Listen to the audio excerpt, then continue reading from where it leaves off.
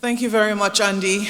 Well, I understand now that we have just about 20 minutes, which is a really tight time to discuss the experiences. But we're going to get right to it. For me, this has been very educative. Thank you so much, Nebza and Ogza and the Nigeria Economic Zones Association, NEZA, for inviting me to this. I have learned a whole lot. For instance, why Nigeria was reluctant to sign the AFTA. These are little bits of information that is really important for journalists to be able to have. So I'm just going to get right to my panel. They are people who are operators within the zones, and they understand some of the challenges present within it. So I'm going to start with you, Mr. Rathi. You are the MD of the Lagos Free Zone, taking a very bold step, operating Nigeria's first private special economic zone. Many times when we talk about public-private partnership, that is something that gives a lot of people the jitters, especially in Nigeria. How were you convinced that this was a model that could work?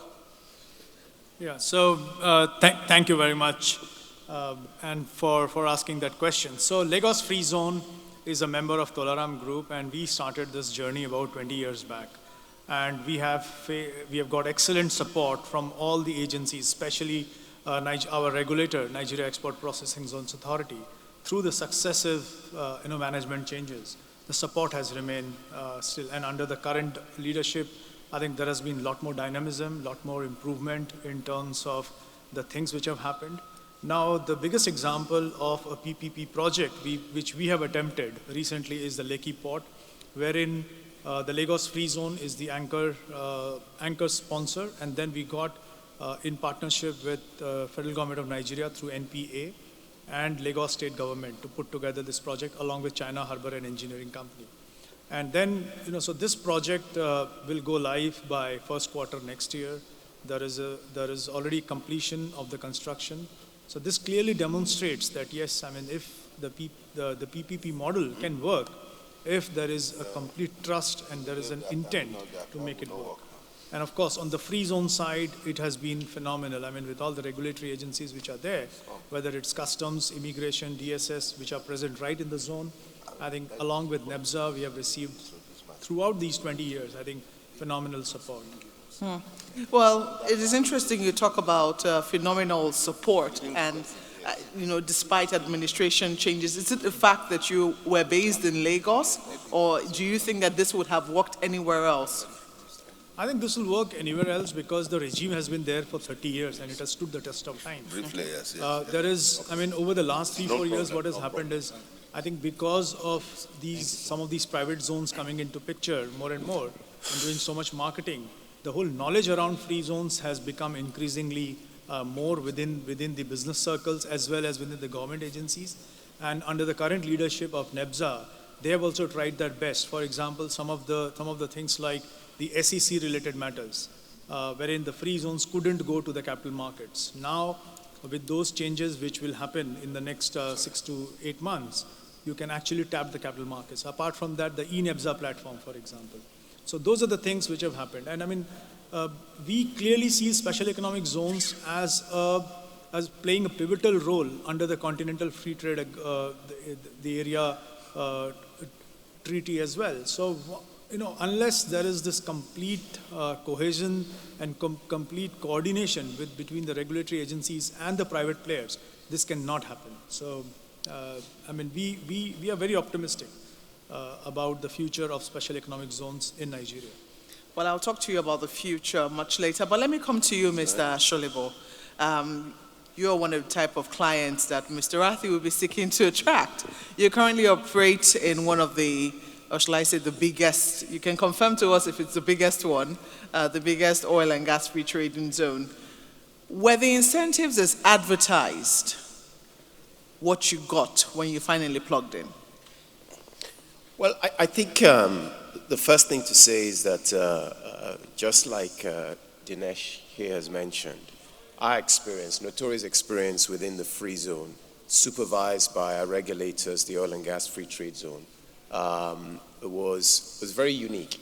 through the successive, again, management changes that they've had, I think they've been consistent in the support they've given Notori in particular.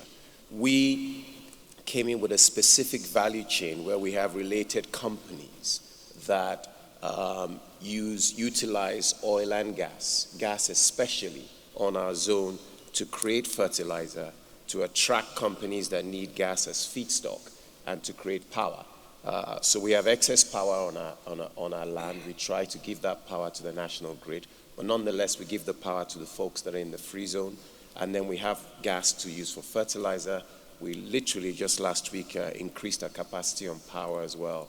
So in terms of the environment in which we operate, as far as the OGSA is concerned, and as far as the agencies we also work with are concerned, there's a good understanding, there's a good partnership.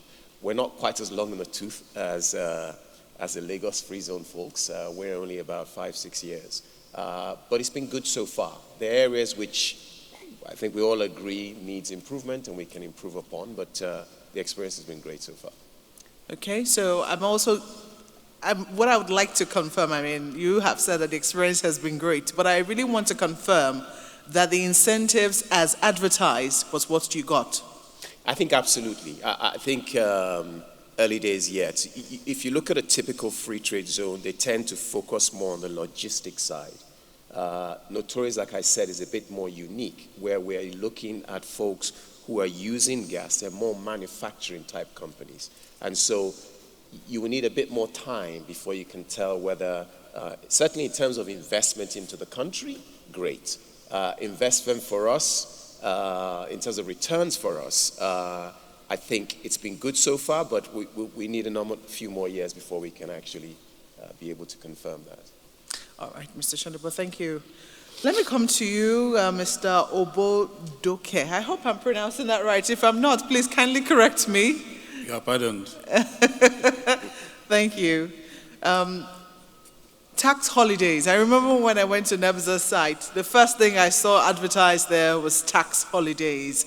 But in recent times, the federal government has been trying to ramp up, collection of taxes. They've been saying, we need to make the net wider, not increase taxes. Do you find yourself in conflict with the drive of the federal government to increase revenue through taxes? Well, the role of the Revenue Authority, especially when it comes to incentives, is a delicate one. But from FRS perspective, we approach it with a pragmatic viewpoint. One, it is one government. The free zone authorities are a brainchild of the government. The FRS, the Revenue Authority, is a brainchild of the government.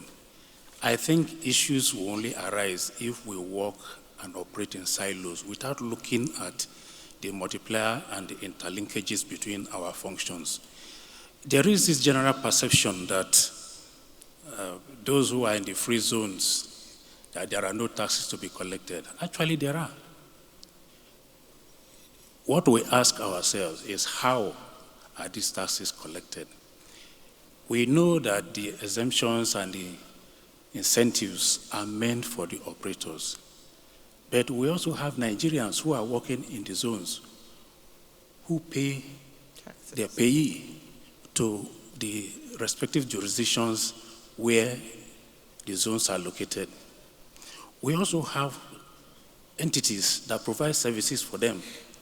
They may not necessarily be inside the zone, but they provide one service or the other to them. This trickles down into revenue in the system. Generally, they are not supposed to pay tax. That's the enterprises in the zones. And from the FRS perspective, their incentive remains intact. So there are no conflict. What government is doing, let's examine this.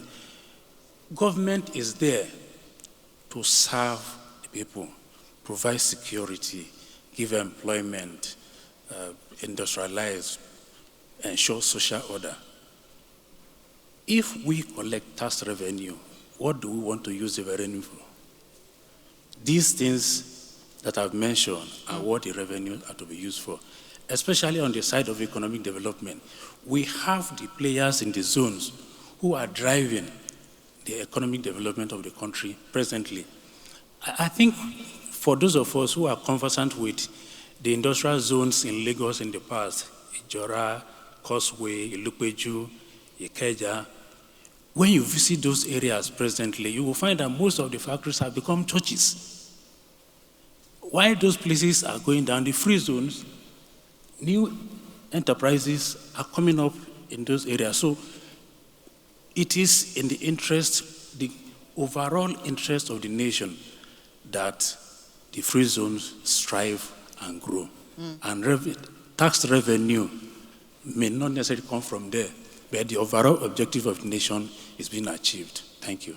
Thank you. I do know that in the first panel, one of the respondents did say that, there is decrease in conflict. I mean, he said in the last 4 years, there is a greater understanding of what the free zones are about. And it looks like there's greater cooperation from many government institutions in that regard. But I know that this must not have come easy. That understanding, that balance, which you speak of so easily now, I know that it must have been hard fought. But I'm not going, because we do not have time to dig into how you eventually got to that understanding and how that is working. But let me come to you. I hope I'm allowed to call you Mr. Girishi. I hope I'm allowed to call you that. I know you're a DCG, but let me ask you, because this is about another incentive. I know that there is also immigration waiver for the free zones. One of the things you're looking to attract investment into the free zones.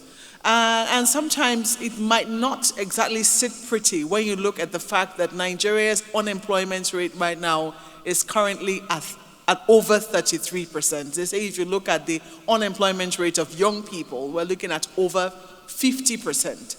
How are you ensuring that whilst we're granting waivers, immigration waivers to companies who want to come and do business there, that we do not undermine Nigeria's labor market, and it is only labor that cannot be got here in Nigeria that is allowed to enjoy that incentive? Well, by standard of my training, I will seek the audience to introduce myself. My name is Isiaku Abdulmumuni Haliru. I'm a fellow of Defense College. I'm a fellow Institute of Security Management of Nigeria. I'm a fellow Center for African American Research Studies. I'm a member of Institute of Management. I'm a member Institute of International Affairs. I'm the Deputy Controller General in charge of visa and residency as far as Nigeria Immigration Service is concerned today. So it is a great pleasure. The question you asked me is very, very important and very critical to our national economy. And at this position, and with my seat, whatever I'm talking, I have to talk in terms of government. When you look at it, the policy of President Muhammad Buhari, the commander of Federal Republic of Nigeria, his agenda was 3 critical letters set. S is for security, the E is for economy, and the T is for transparency.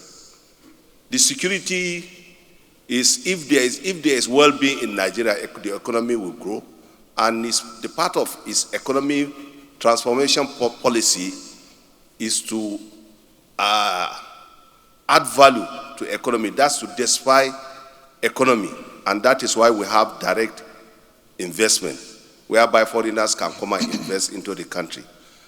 And when you look at it critically, any nation that wants to grow must seek for direct foreign investment. And that is why the federal government and the Nigerian Immigration Service have sat down, draw a roadmap for visa policy for African nationals and for global world, for people who want to come into it to invest without having any issue. 1, anybody who wants to come and invest and he has $500,000 US, is free to come and stay in Nigeria permanently. We call it permanent stay, permanent resident in Nigeria, $500,000.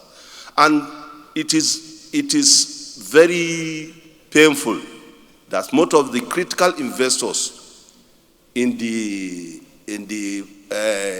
free zone, some of them came and invest, but they don't know they are right. Anybody who come into the country with huge investment, the first thing you should apply for NA3.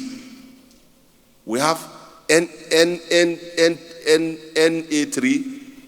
N3A, N3B, N3C, N3D.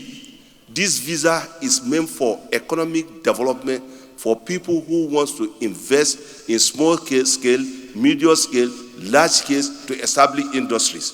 The moment you know you are coming, we see you as a Nigerian, because the visa you are supposed to come in is permanent stay, not a visa that you go back. So in line with when they talk of waiver, every country has its national policy.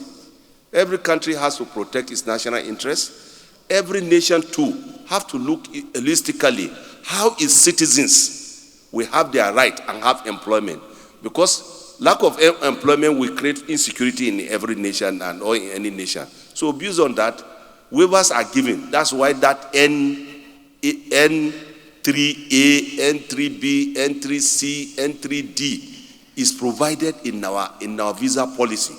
And to improve it again, we make it seamlessly. If you want to study, to come and study our terrain and do investment, take visa on arrival.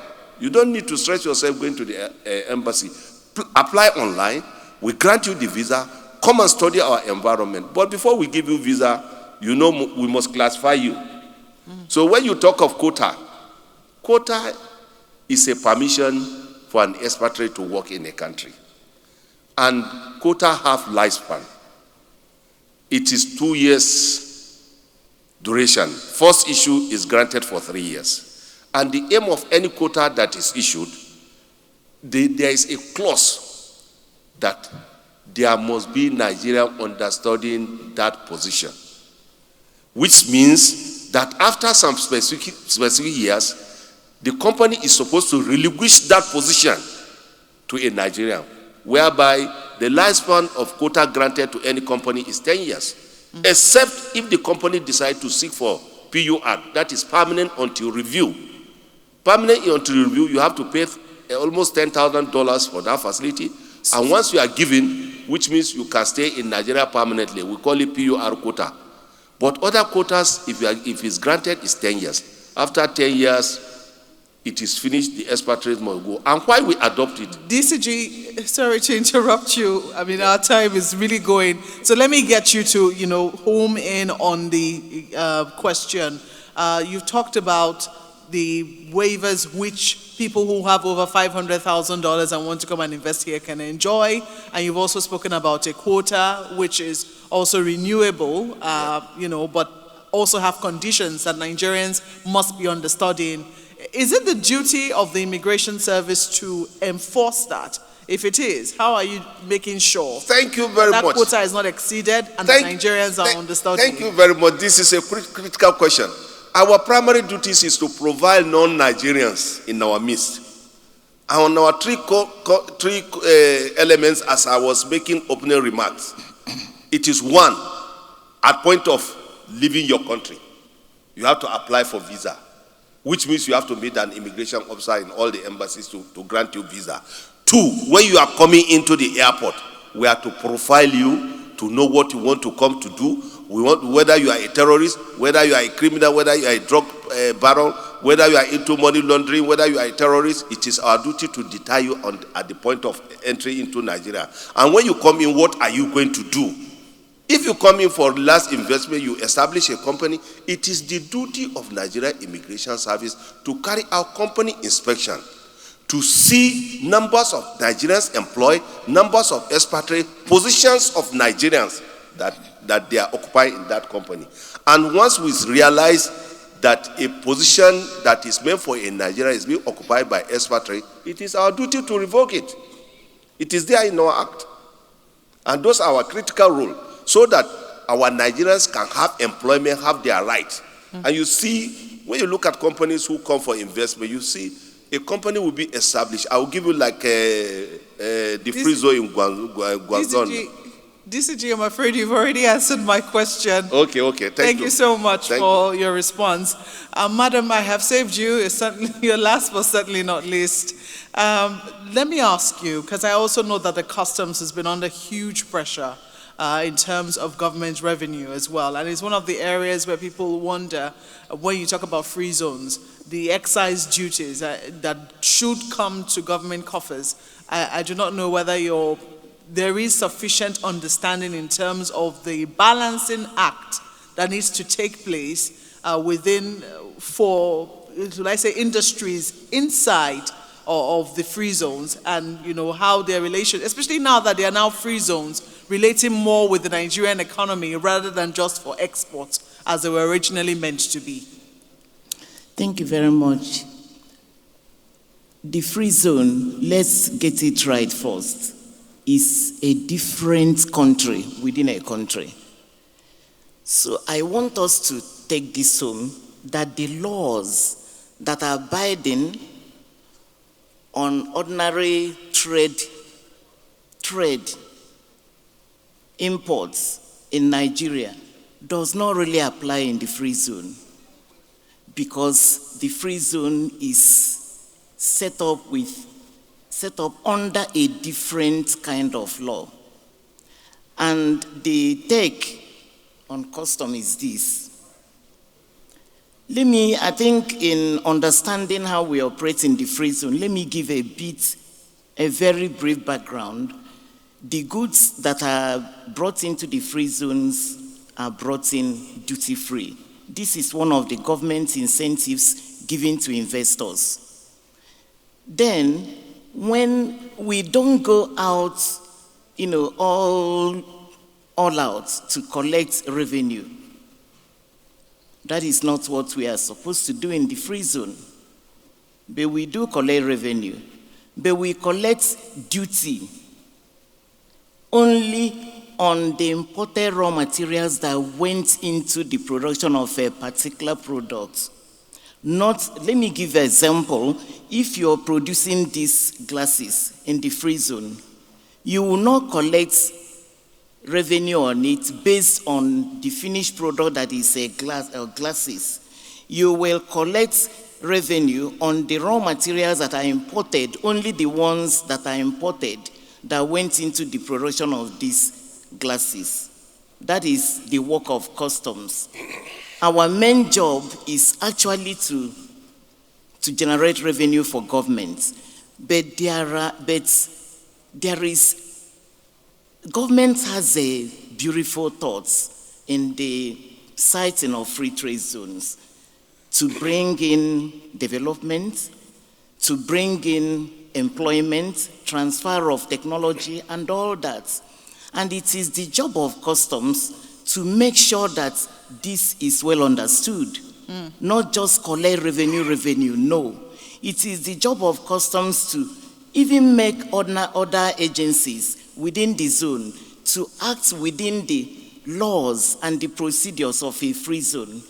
And that is why we always advocate for every government agency within the free zone to read up on the NEMSA law so that you know what is expected of you, so that you don't go there and start behaving the way you behave out there in the outer society.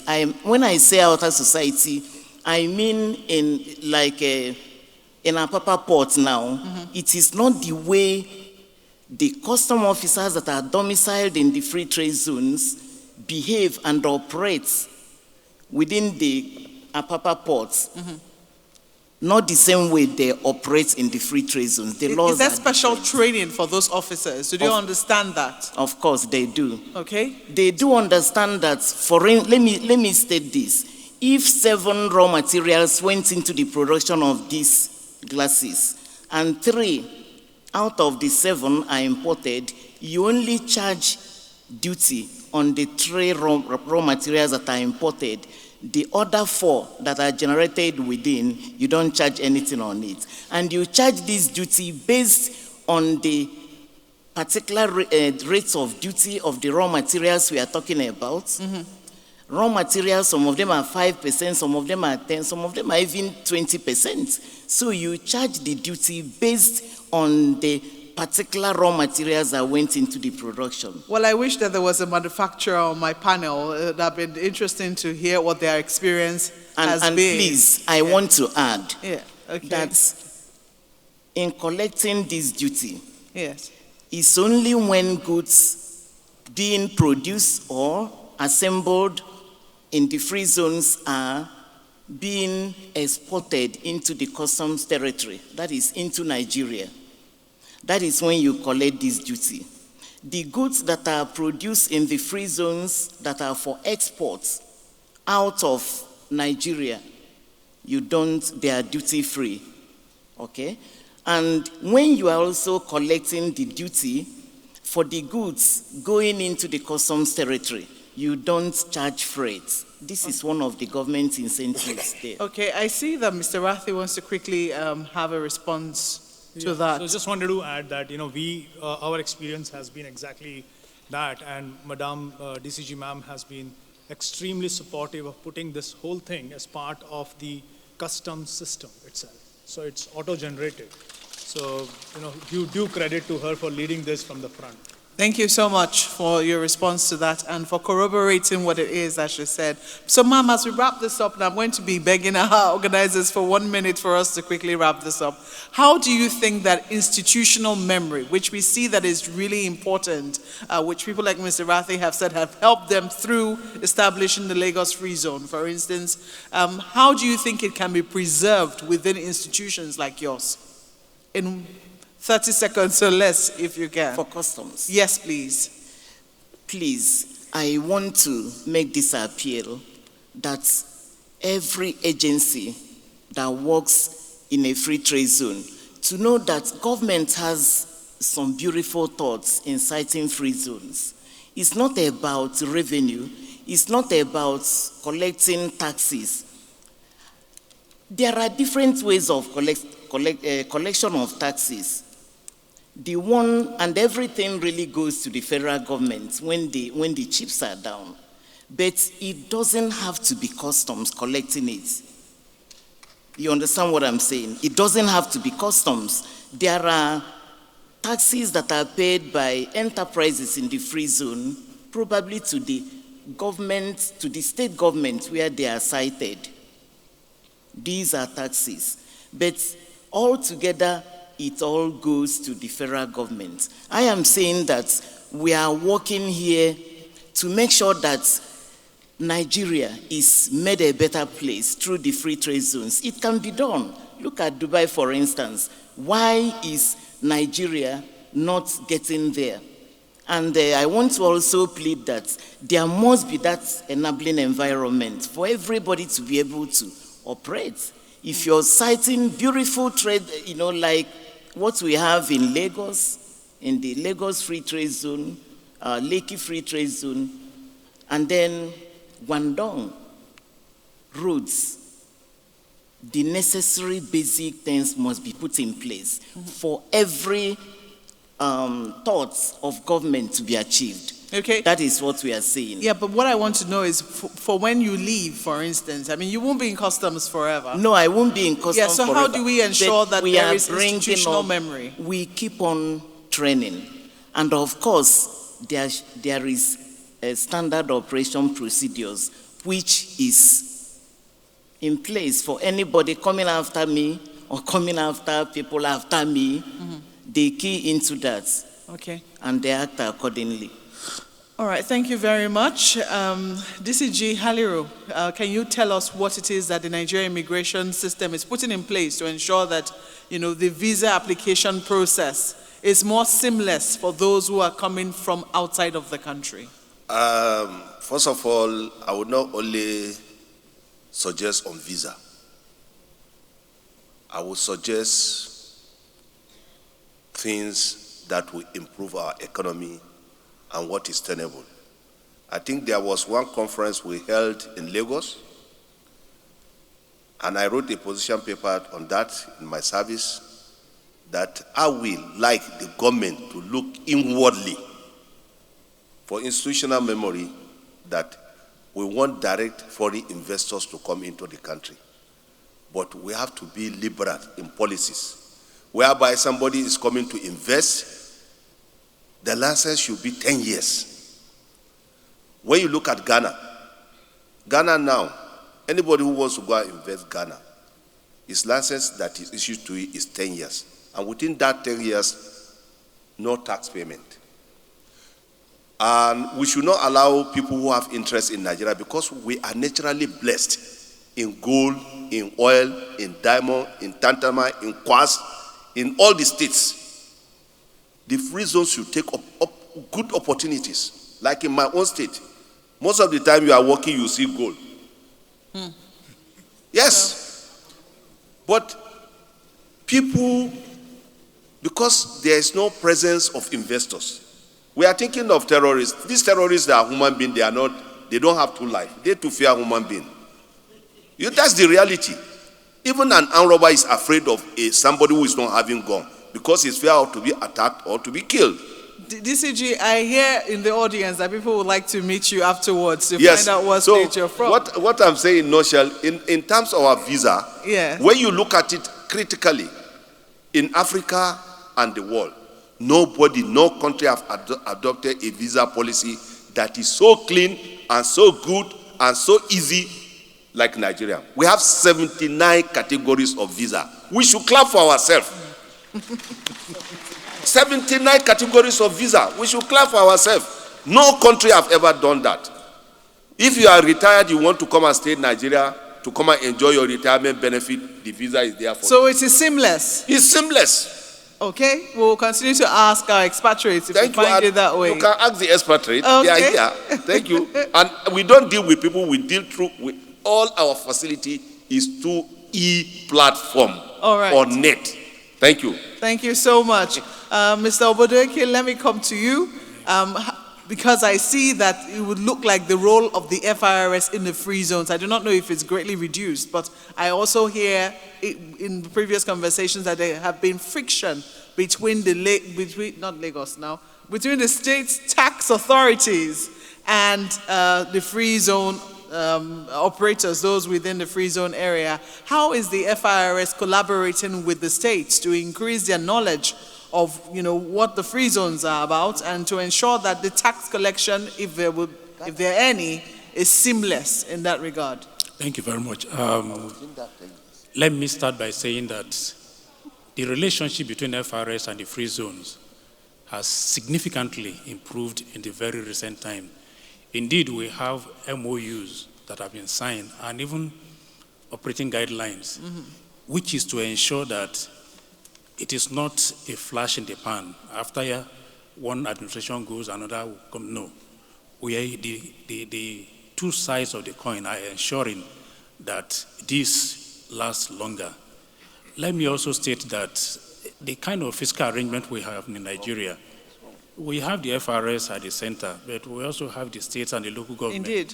And they are under the coordination of the Joint Task Board.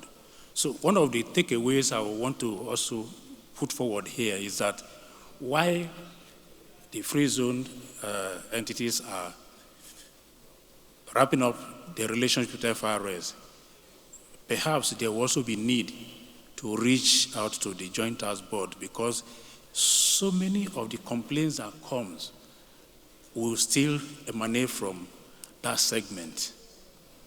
Let me also use this opportunity to put on the table some things that are likely that operators should be aware of. In the tax ecosystem, both domestic and international level, there is competition. If you have direct FDI, the person who came from abroad to invest in your country, when he makes his profit and he leaves, he did not pay tax here. When he gets to his home country, he's going to pay tax. There is a coordination by the OECD on global minimum tax. That, look, this idea of tax exemption, it is good, But are jurisdictions looking at the benefits vis-a-vis what they are losing? Presently, in Nigeria, we ask entities in the free zones to submit annual returns to the FIRS. Not because they are to pay tax. No, they are not to pay tax. But to look at the tax forgone. We call it tax expenditure. It's just for data capture. But entities outside the country, through exchange of information, we also want to know, oh, we have our national in your country who has invested and has made so much. What did they pay? Zero. But when they go home, they will pay. So the global minimum So tax... you think that it might change as time goes on, or it should change? It will not affect the operations of the free zones in Nigeria. However, if perchance in the future, Nigeria presently refuses to sign on to the inclusive framework, the pillar 2 of the inclusive framework, which is this global minimum tax. Nigeria has refused to sign for reasons that we know it's not going to benefit us as a country. But administration come and administration go. This audience, I'm surprised that we do not have our legislators. We do not have the political parties that are campaigning and those who are going to be in the policy-making position in the near future, because these things are the dynamics that may affect things. But my take now is that the MOU and the level of interaction between FIRS and the free zone operators is making things much, much, much easier for all of us, and it's good for all of us. Thank you. Thank you very much, Mr. Bodoike. Let me ask you, I want to believe that NEBSA and its other agencies will be doing the matters arising for the political parties, because it will be very important, and maybe perhaps for legislators as well. But let me quickly ask you, Mr. Sholebo, what areas you'd like to see improvement? You say that the incentives as advertised is what you've seen, but you still need some more time to assess it. I'm sure that currently there are challenges. What areas would you like the oil and gas free trade zone where you currently operate to improve upon? Thank you, Mark. I think for the we're a developer within the free zone, and I think as efficient as you get it from a business point of view and even from a regulatory point of view, one of the frustrations would be the surrounding infrastructure. So for us, we operate in Onne, and I don't know if you've ever visited on the East-West Road. It's in quite a deplorable state. There's about 25 kilometers of just really, really bad roads. So you can have a situation where a cargo is able to arrive and within a couple of hours is discharged, but it's going to take it about 4 or 5 hours before it gets to wherever it's going. So that's an area that needs to improve drastically. The other area, of course, is what the whole country is talking about, which is oil theft. We're in the oil and gas free trade zone, and we work along that value chain. And we've seen a drastic reduction in activity from the oil and gas companies as a result of the oil theft. And so obviously security is a major concern in the area in which we operate. Those are the two that stick out for me. Thank you so much for your contributions there. And finally, Mr. Rathi, I know that you've spoken about how you want to be the economic epicenter of Lagos and Nigeria. What challenges do you think lie in the way of that, and what opportunities do you see in the challenges? I mean, Nigerian business operators have been plagued by two problems, right? One is the lack of international quality infrastructure, both inside, an ecosystem and outside as well, what my colleague on the panel, Femi, had said.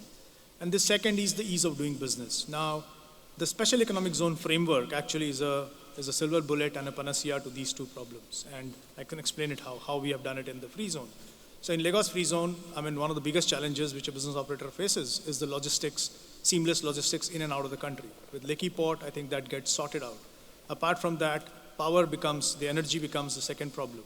And then, apart from that, we have built a host of other support infrastructure, warehouses, standard factories, commercial offices, residential apartments, well laid out roads, drainage, street lights.